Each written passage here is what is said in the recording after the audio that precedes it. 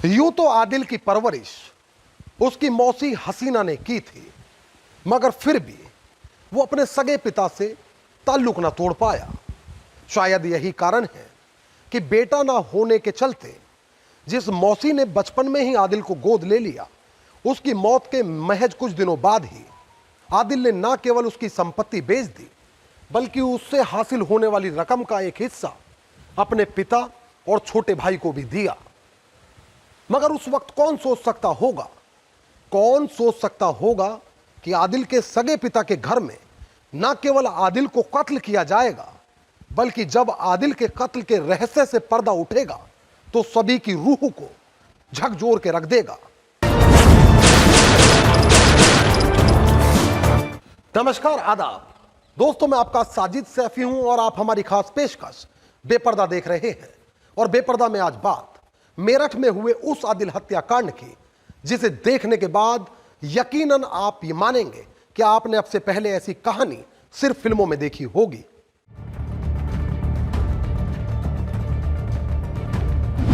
तारीख 10 अगस्त 2024, वक्त रात के करीब 1 बजे, स्थान ग्राम नानू, थाना सरधना, मेरठ, यूपी। आज आदिल का परिवार लहूलुहान आदिल को गोद में उठाए शहर के एक नामी हॉस्पिटल लेकर पहुंचता है। इस दौरान बताया जाता है कि नींद की हालत में आदिल छत से गिर गया, जिस कारण उसे गंभीर चोटें आईं। आदिल की हालत बेहद नाजुक थी। इधर डॉक्टर की टीम जांच और उपचार के बाद आदिल को मृत घोषित कर देती है। कौन है आदिल और क्या उसे नींद में चलने की आदत थी जो वह छत से गिर गया? क्या परिवार द्वारा डॉक्टरों को जो जानकारी दी गई वह 100% सही है या फिर कुछ ऐसा है जिसकी पर्दादारी है?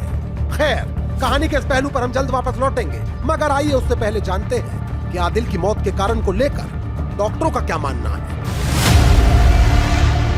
घटना के बाद परिवार में कोहराम मचना लाजमी था और अब परिवार का रो रो कर बुरा हाल है। वहीं आदिल की पत्नी चीख चीख कर बोल रही है कि काश मेरे पति आज गांव ना आते तो आज वह जिंदा होते।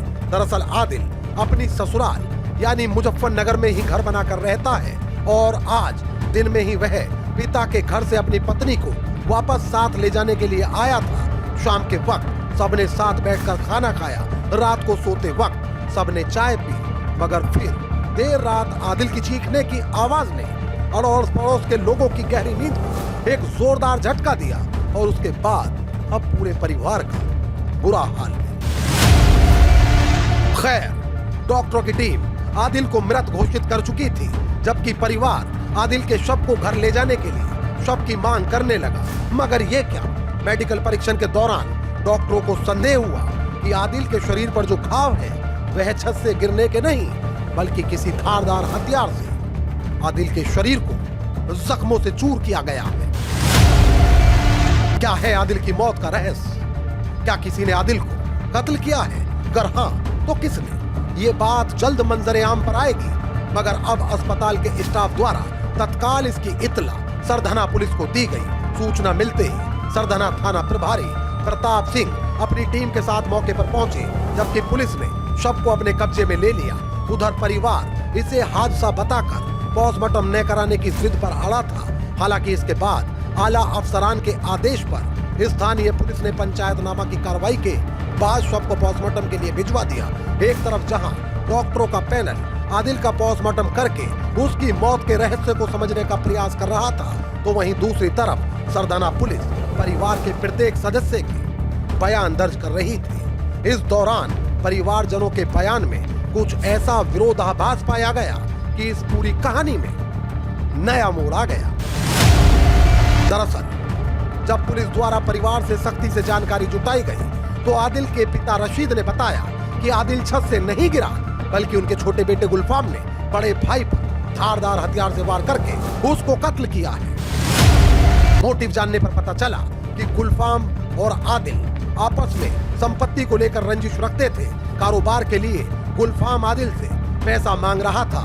बड़े भाई ने देने से मना कर दिया तो दोनों भाइयों में बहस हुई और छोटे भाई ने बड़े पर हमला कर दिया और घटना को अंजाम देकर छोटा भाई मौके से फरार हो गया। ये सब पानी की तरह साफ था। पुलिस ने गुलफाम के खिलाफ हत्या की धाराओं में मामला दर्ज कर लिया। गुलफाम की गिरफ्तारी के लिए कई टीमें लगाई गईं। पुलिस की टीमें गुलफाम के सभी संभावित ठिकानों पर दबिश दे रही थी, मगर फिर 14 अगस्त को वो हुआ जिसे सुनकर पहली बार में उस पर किसी को यकीन तक न हुआ। दरअसल 14 अगस्त को एक व्यक्ति सरधना थाना पहुंचा। थाने पहुंचने वाले युवक ने पुलिस को बताया कि वह आदिल हत्याकांड में उन्हें कुछ बताना चाहता है, और जब पुलिस ने सामने खड़े युवक का नाम पूछा तो थाने में हड़कंप मच गया, क्योंकि थाने पहुंचने वाला युवक कोई और नहीं बल्कि आदिल का हत्यारा भाई गुलफाम ही था। पुलिस द्वारा तत्काल गुलफाम को हिरासत में ले लिया गया। अब आदिल हत्याकांड को लेकर सवाल जवाब का सिलसिला शुरू हुआ, मगर फिर एक ऐसे राज से पर्दा उठा जिसने सभी के होशो हवास उड़ा दिए। कहा जाता है कि निसंतान होने के चलते आदिल की मौसी ने आदिल को उसके पिता से बचपन में ही गोद ले लिया था। आदिल मौसी के घर में ही पला बढ़ा, मगर बावजूद इसके वह अपने खून के रिश्तों के मोह का त्याग नहीं कर पाया। शायद यही कारण है कि वह बीच बीच में अपने पिता के घर कई कई दिन रहने के लिए आता था। अब आदिल की शादी हो गई और उसकी मौसी की मौत हो गई। कहा जाता है इसके बाद आदिल ने मौसी के मकान को 60 लाख रुपए में बेचा, जिसमें से 15 लाख रुपए आदिल ने अपने सगे पिता और छोटे भाई गुलफाम को भी दिए। मगर उस वक्त खून के लिए मर रहा आदिल कहां ही यह जानता होगा कि उससे खून का रिश्ता रखने वाला तो एक दिन उसके खून का प्यासा हो जाएगा। दरअसल आदिल की पत्नी गजाला और छोटे भाई गुलफाम के बीच एक रोज अवैध संबंध स्थापित हो गए। बस फिर क्या था, अक्सर गजाला और गुलफाम आदिल की गैर मौजूदगी में बदनाम रिश्ते जिया करते थे। मगर उस वक्त कौन सोच सकता होगा कि बदनाम रिश्तों का यह सिलसिला इस हद तक आगे बढ़ जाएगा कि एक रोज आदिल की खुद की पत्नी गजाला और छोटा भाई गुलफाम मिलकर एक खूनी साजिश रच डालेंगे। दरअसल रशीद के बड़े बेटे आदिल को उसकी मौसी हसीना ने गोद लिया था। वह भूमिया पुलिस में अपनी मौसी के घर में रहता था। वह कभी कभी अपने पिता के गांव नानू आया जाया करता था। लगभग 3.5 साल पहले आदिल की शादी मुजफ्फरनगर की रहने वाली गजाला से हुई। चूंकि मौसी की मौत हो चुकी थी, इसलिए उसने मौसी का घर बेच दिया और अब पति पत्नी शहर में रहने लगे। जबकि दंपत्ति अक्सर बीच बीच में गांव नानू में आदिल के पिता के घर आया करते थे। कई बार आदिल अपनी पत्नी को पिता के घर छोड़कर मुजफ्फरनगर चला जाया करता था। और शादी के करीब 1 साल बाद एक बच्चे की मां बन चुकी गजाला अपने तेवर पर फिदा हो गई। इतना ही नहीं, कहा जाता है कि एक रोज पति की अनुपस्थिति में उसने गुलफाम से अवैध संबंध भी बना डाले। बस फिर क्या था, यहाँ से वासना की एक ऐसी कहानी शुरू हुई कि उसके आगे खून का रंग फीका पड़ने लगा। दरअसल मौसी के घर में पला बढ़ा आदिल भले ही अपने छोटे भाई से जी तोड़ मोहब्बत करता था, मगर छोटा भाई तो उसके पीठ पीछे उसकी पत्नी के साथ बदनाम रिश्ते जिया करता था। आदिल जब नानू गांव जाता था तो गजाला नशीली गोलियां पहले ही खरीद लेती थी और वहां जाने के बाद चाय में मिलाकर सभी को पिला देती थी। नशीली चाय पीने की वजह से सब सो जाते थे। इसके बाद गुलफाम और गजाला रिश्तों की मर्यादा को खूंटी पर टांग कर रंगरेलियां मनाते थे। ये सब काफी दिनों तक चलता रहा, मगर अब इन दोनों की नजर उन 45 लाख रुपए पे थी जो आदिल के पास थे। ये दोनों चाहते थे कि अगर आदिल को कत्ल कर दिया जाए तो न केवल गजाला का निकाह गुलफाम से हो जाएगा, बल्कि सारी माल और दौलत भी इन्हें मिल जाएगी।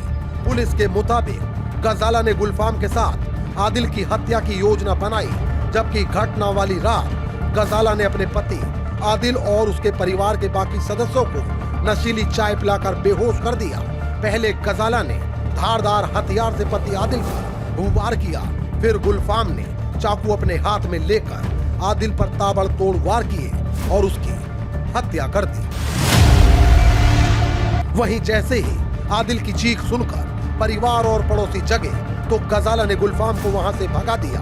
मगर कहा जाता है ना कि गुनहगार कितना भी शातिर क्यों न हो, वह अक्सर अपने गुनाह के निशान पीछे छोड़ जाता है। यही इन दोनों के साथ हुआ। क्योंकि गुलफाम के आत्मसमर्पण के एक दिन बाद यानी 15 अगस्त को पुलिस ने गजाला को भी गिरफ्तार कर लिया। दोस्तों, आज की ये सच्ची घटना यूपी के मेरठ जिले से है। इस कहानी को लेकर आपकी क्या राय है वह आप हमें कमेंट करके जरूर बताएं। और यदि आप हमारी स्टोरी पसंद करते हैं तो हमें सपोर्ट करिए। हमारे वीडियोस के लिंक को अपने दोस्त और रिश्तेदारों में शेयर कर दीजिए। मोहित भाटी के साथ अमजद राना, क्राइम स्टोरीज। तो दोस्तों, फिल वक्त मुझे दीजिए इजाजत। लेकिन यदि आप क्राइम स्टोरीज अड्डा पर बेपर्दा के और भी एपिसोड्स देखना चाहते हैं तो हमारे चैनल को तुरंत सब्सक्राइब कर लीजिए, बेल आइकॉन दबा दीजिए। इस रिपोर्ट को लेकर आपकी क्या राय है वह आप हमें कमेंट करके जरूर बताएं। और यदि आप चाहते हैं कि हमारे चैनल पर क्राइम की कहानियों का सिलसिला आगे भी मुसलसल बादस्तूर जारी रहे तो हमें सपोर्ट करिए। हमारे वीडियो के लिंक को ज़्यादा से ज़्यादा लाइक और शेयर करिए। एक और नई कहानी के साथ हमारी आपसे फिर होगी मुलाकात और क्राइम स्टोरीज अड्डा पर फिर एक नया चेहरा होगा बेपर्दा। तब तक के लिए आदाब, नमस्कार, जय हिंद।